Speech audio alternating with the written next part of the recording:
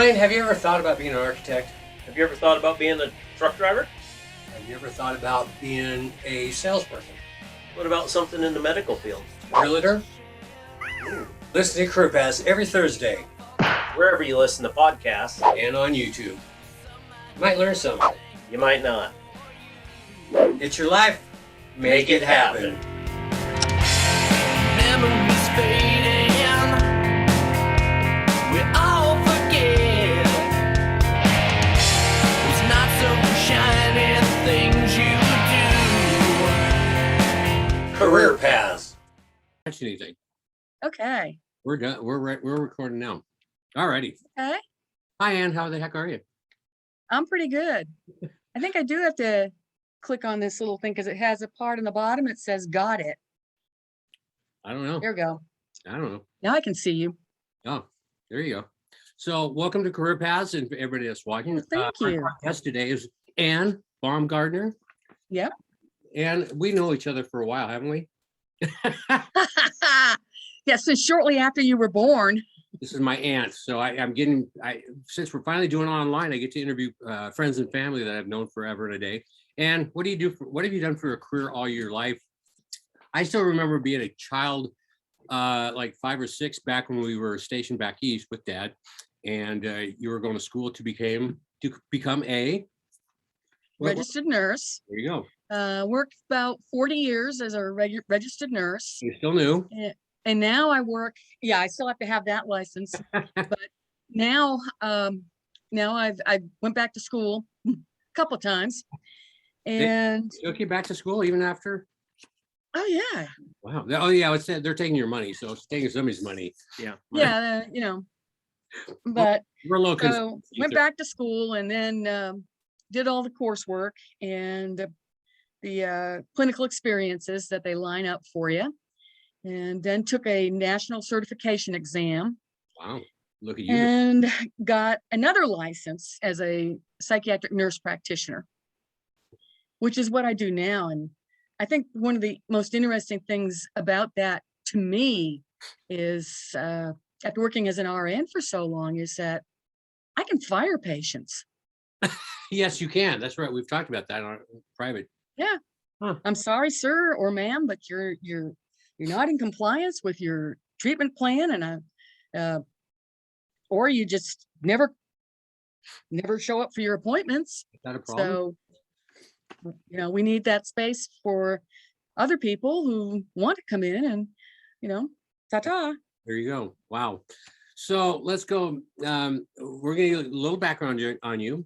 So you've been married, you have kids, you have grandkids, you have a great grandchildren now, correct? Yes, I do. We chatted just recently. Ryan's in the back. Ryan, you haven't been in the background in yours. No, That's awesome. normally off to the side. Yeah, he's hanging out. So, Yeah.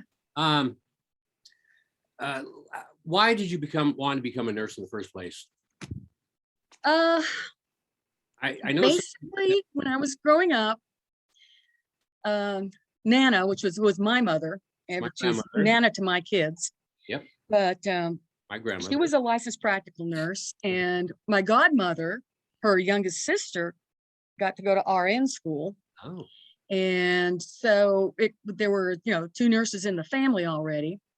And Nana had a very practical view on it. I mean, she would say, oh, it's a satisfying work. You're helping people and, all that good stuff. But the other thing was you'll never collect unemployment. You'll never need to collect unemployment. And she was right about that because pretty much. And so that was something that I thought about. It's like, hey, you always get a job. Mhm. And, It was way. I don't want to be me, but just a while ago when you graduated high school, did you anything in high school to prepare you to go to nursing? I know things have changed, and you know this, but yeah. so I want to get your life experience and what you went through. So plus it gives me information. Well, our school nurse, I went to a high school in New Hampshire. And so they do things a little differently there than they did here in Kentucky. But we had these different clubs, after school clubs, and there was a future nurses club. It's like there's a future farmers club. Right. And so I went and said, okay, yeah, I think I'm going to try to go to nursing school when I graduate. So, yeah, what are we doing? And we did some pretty neat stuff. We actually went to, no, actually that was at St. Thomas. I went 1 year at a Catholic high school. Hmm. And they had their Future Nurses Club. They took us over. They actually had the school in the middle. To the left of that was the convent. To the right of it was the nursing home. Wow. And so they would take some of us high school students as volunteers. We'd go over into the nursing home and help with either help feeding people that couldn't feed themselves, read to them, talk to them, Sure. play cards with them. Interact. Just And spend time. yeah, just basically give them some interaction and socialization stuff. Definitely. And I thought that was pretty neat and kind of fun. And then the Future Nurses Club at the Portsmouth High School, we didn't get to do anything quite that cool. In fact, mostly what we ended up doing was just talking about what do nurses do? What do they do? Oh, quick question with that. Now you think about that question, what do nurses and what they actually do? Was it even close to what you thought it was back? Because you've done a lot. Yeah.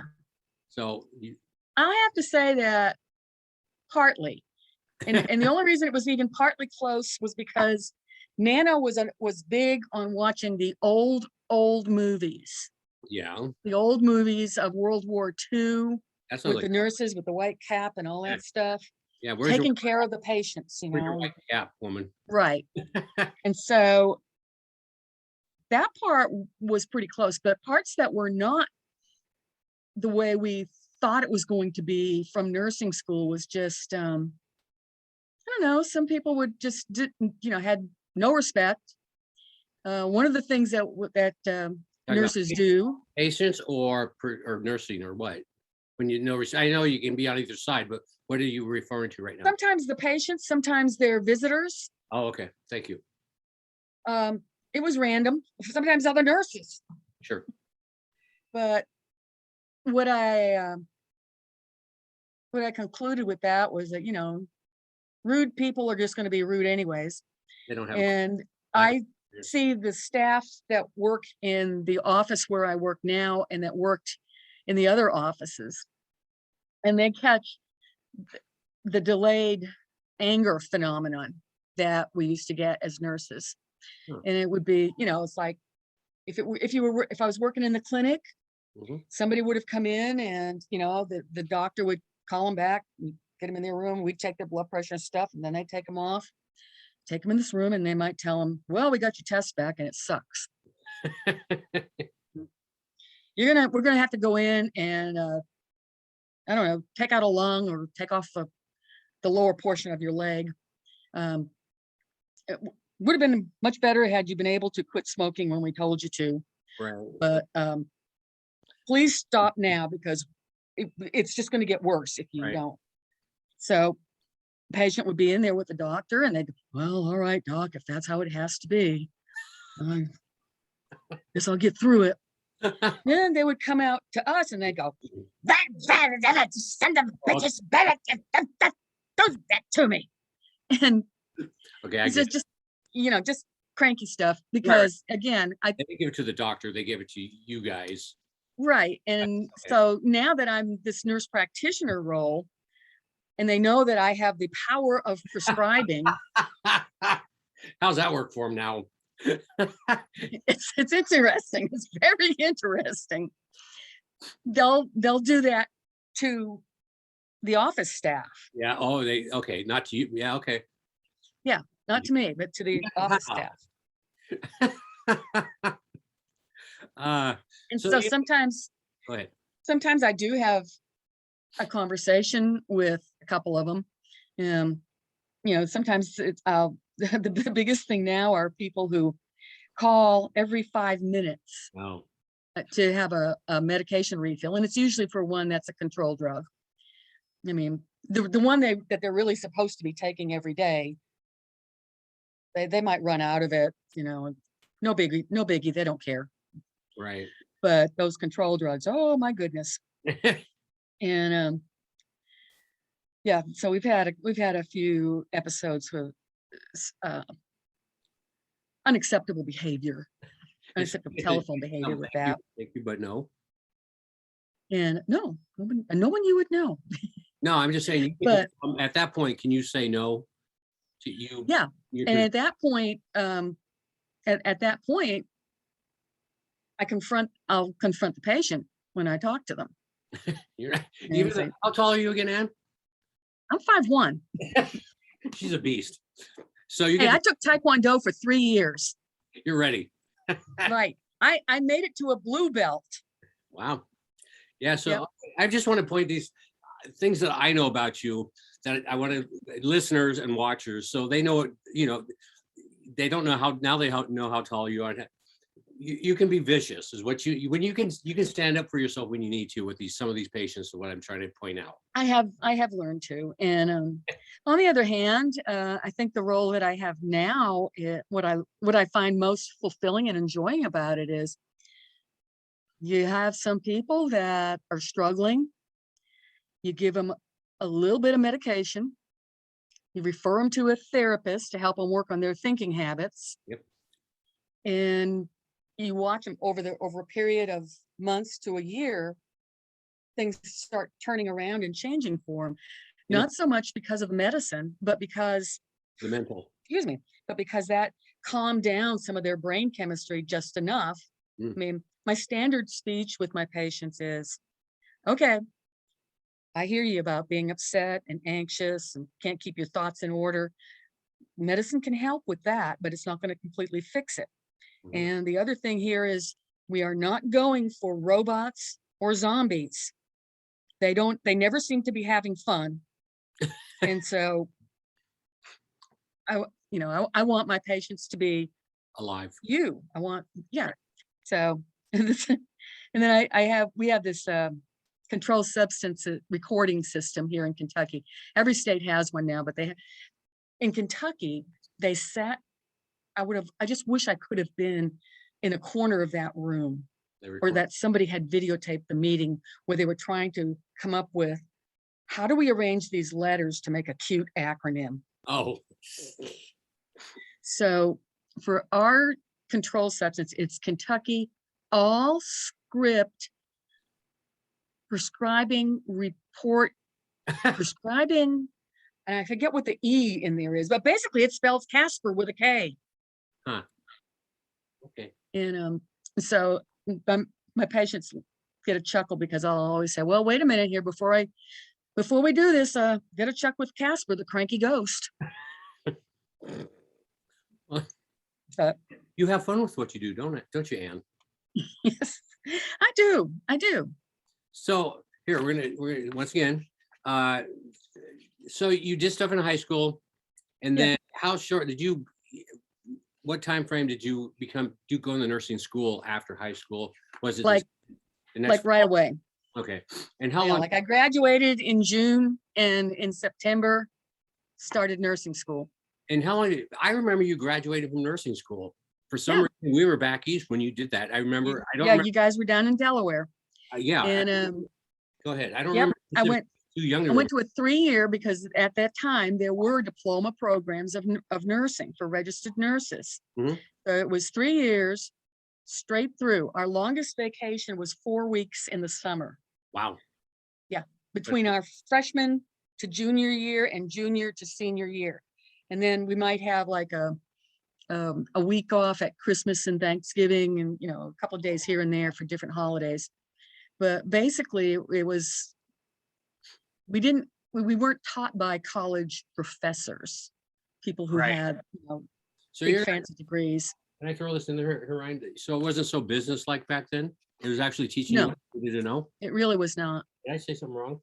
No, not at all. Thank you. Anyway, It was also not so, they weren't, I mean, I think way back in nursing's history, it was a much more hands-on and practical pursuit. that's what you, And when you're actually working with it as an RN, that's what it is. right.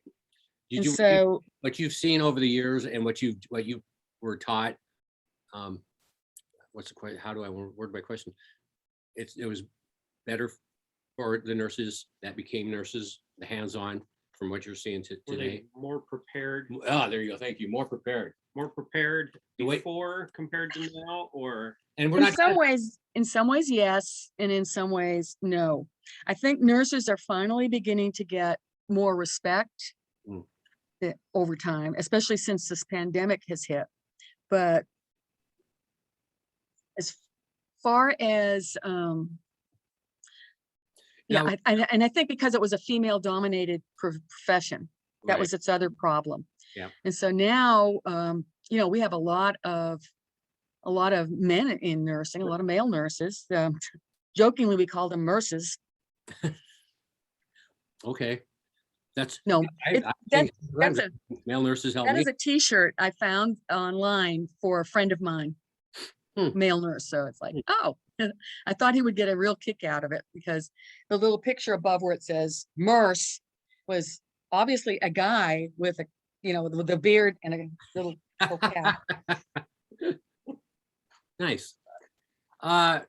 What remembering back going through what you went through the nursing school for those 3 years, what was the worst part that you can remember, and what was the best part of that? Okay, well, I think actually the Guys part be- I thought that was the best, we'll go with the high one first. But the best part, everybody will have different aspects on it, but I really liked when we did our psychiatric rotation. And what'd you learn? What was the best about that? It Would was you- just talking with people that were living in a psychiatric institution, Right. and it was like, hey, they can make sense. Yeah, right. They're not all You just know, yeah. they're not just running around.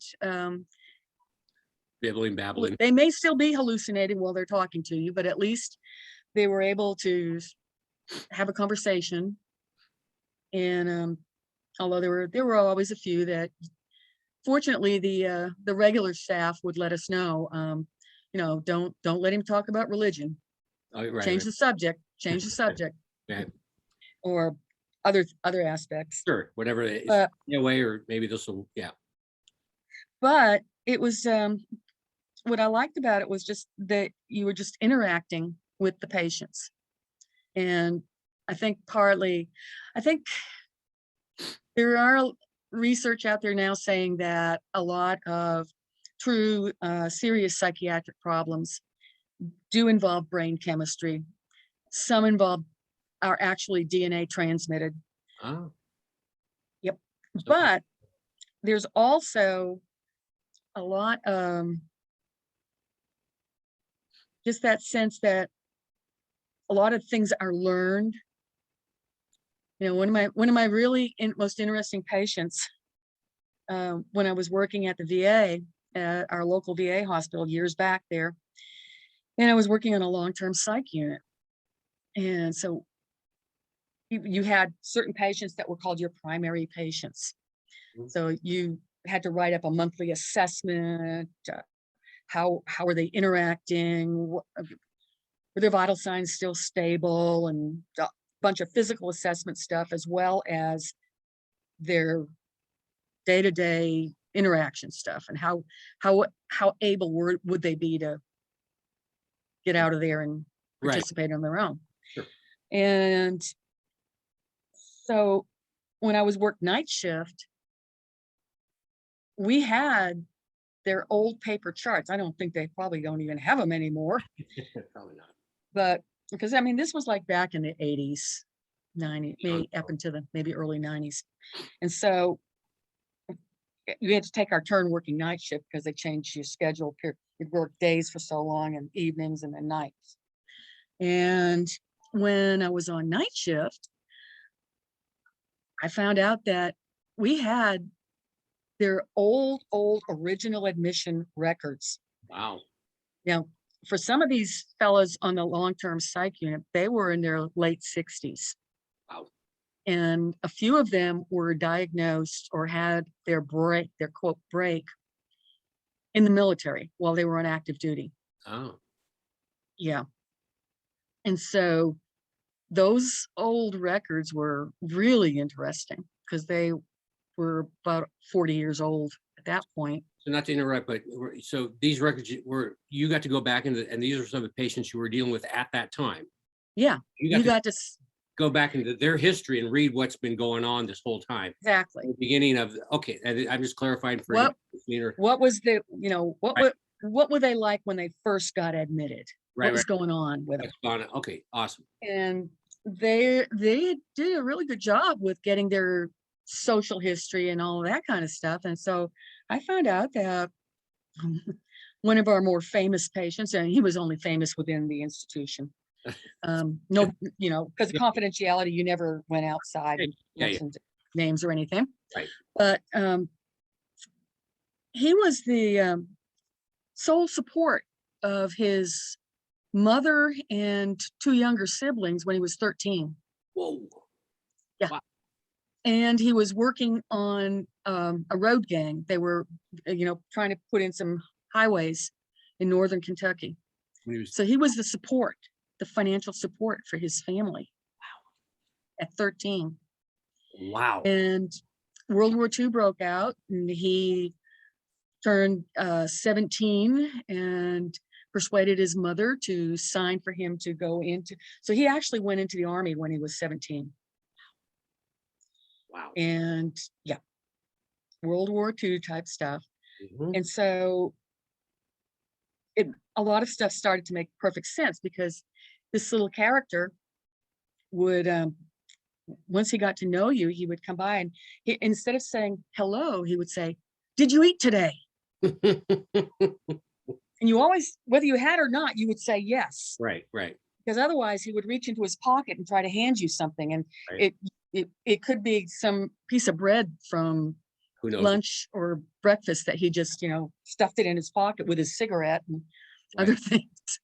So, He was, trying, but that kind of, he was providing yeah. for you at that time because that's his brain process or whatever he's, yeah, that was, you know, that was important. And obviously with that kind of adolescence and childhood, those hard times, there probably were times when they didn't eat. Yeah. They just didn't have food. Yeah. And that's just, it's like, well, no wonder the poor guy had a breakdown. Yeah, exactly. You know, Anne, right now I gotta stop us, but we're gonna have to stop completely. 'Cause Okay. We're gonna be doing 2 parts with you, and I just want to, for anybody that's watching, listening, thank you for listening to Career Paths by Infonet. I didn't even do the intro for the show. You're like I that. suck. Well, you can do the intro. We just- Oh wait, we're Yeah. not doing the intro. Thank you for listening. We'll be back for the next episode, and you'll be doing our second part, or we're gonna be getting more on you. You're not done yet. All right. Don't go anywhere. But for anybody listening, watching, thank you. I'm enjoying. See, once again, the guests I get are people I kind of know, or I get to Mhm. learn so much more about you. And right now, I'm learning more. Awesome. So Yeah. hold in there. Anything else? Remember, it's your life. Make it happen. Yes. Time. Hang in there.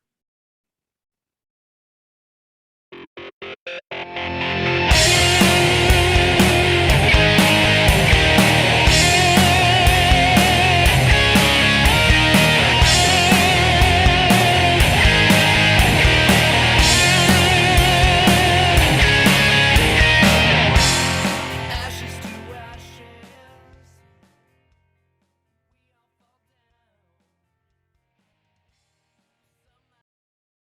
Okay. Take 24. La la la la. Career Path.